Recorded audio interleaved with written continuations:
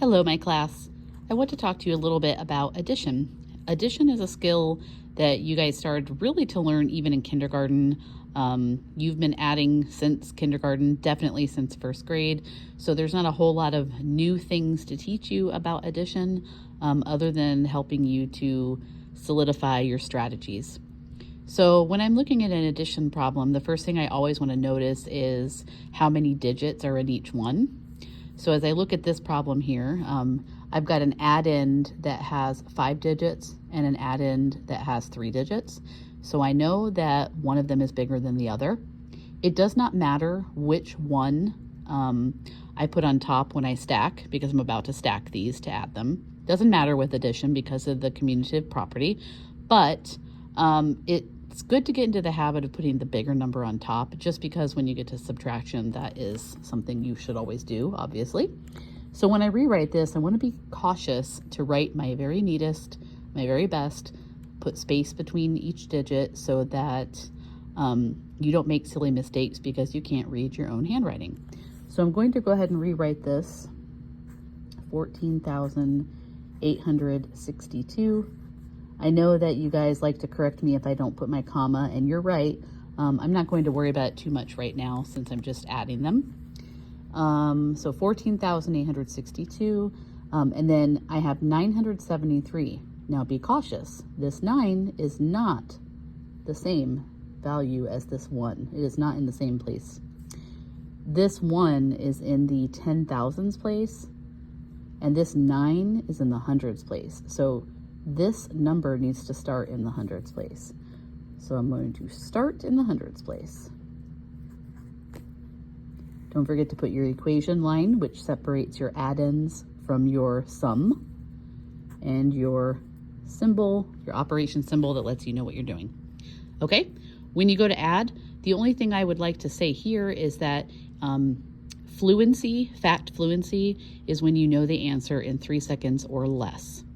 If you don't know the answer to what you're adding in 3 seconds or less, that's okay. Keep working on that. But you can always draw pictures. You can use the FIST method, which I talk about in class. You can use close to 10 or close to other easy things like close to doubles. So when you hear me talk about that, I'm just using my mental math strategies to help me get correct answers. I know my facts. I know that 2 plus 3 is 5. If I didn't, I could use the FIST method. So I could say, well, I'm going to start at 3 and count up 2. So the FIST method is where I'm going to make a fist for 3, and then I'm going to count up 2. So 3, 4, 5. So that can help me if I need to. Okay. When I look at 6 plus 7, I see almost a double because I know my doubles. I know that 6 plus 6 is 12. So I know that 6 plus 7 is going to be 13 because it's one more than that double. We always put the ones place below the equation line, and we carry the tens place of that 2-digit number 13. Okay, so once again here, I have a 1 plus an 8 plus a 9. There's a few things you could do. You could draw pictures. You could use the FIST method I just showed you. You can look at doubles. I do see a double here that's at least close to it. This is close to 9 plus 9 or 8 plus 8. But what I'm really noticing here is that this 1 plus 8 makes 9, and then I know 9 plus 9 is 18.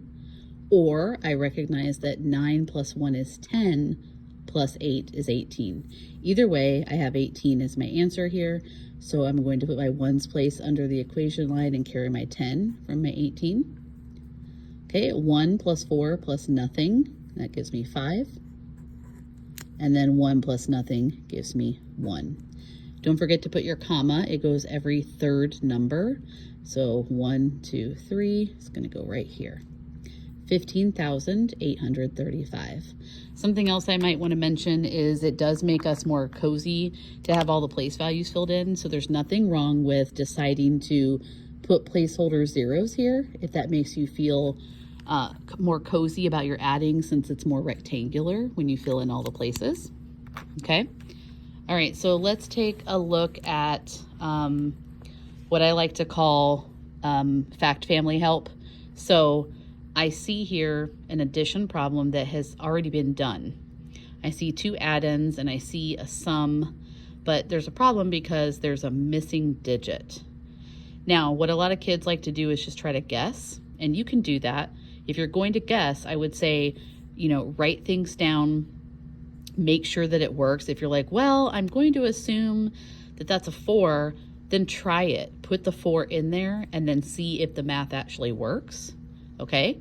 But to be certain, we know that addition and subtraction, they're part of fact families. And we also know that they undo each other. They're inverse operations. They're the opposite of each other. So if you can add something, then you can also subtract to undo it.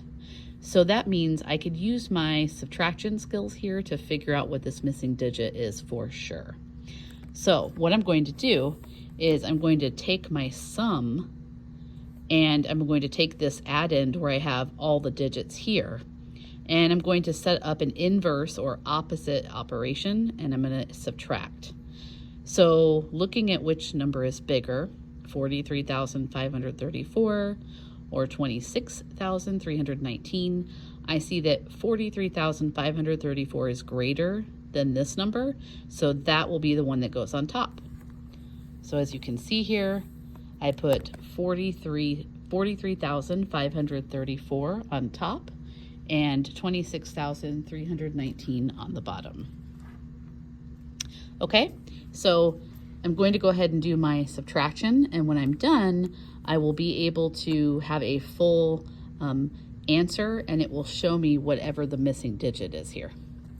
Okay, so 4 minus 9 I can't do, so I'm going to borrow. And now I have 14 minus 9, which is 5. I'm not going into my strategies a whole lot right now. I'm just showing you the process. 2 minus 1 is 1. 5 minus 3 is 2. 3 minus 6, I cannot do that without a little borrowing help, so I will borrow. Now I have 13 minus 6, which is 7. 3 minus 2, which is 1. So my answer here is 17,215. So let's look how this helps us fill in the missing digit over here. I see a 1 in the 10,000s place, a blank, a 2 in the hundreds place, a 1 in the tens place, a 5 in the ones place. Super close to my answer here. This shows me that my missing digit is this 7. So I can go ahead and plug my 7 in, and then it should work. So let's do it. 9 plus 5 is 14, so 4, carry the 1. 1 plus 1 plus 1 is 3. 3 plus 2 is 5. 6 plus 7, that missing digit that we found using subtraction. 6 plus 7 does give me 13, so I put the 3 below the equation line and carry the tens place 1. 1 plus 2 plus 1 gives me 4. And so see how I said they're fact families. They work together. Addition and subtraction undo each other. So whenever we have a situation where we have missing digits, we can always use the opposite operation to help us. All right, guys, keep practicing, and I will see you later. Bye.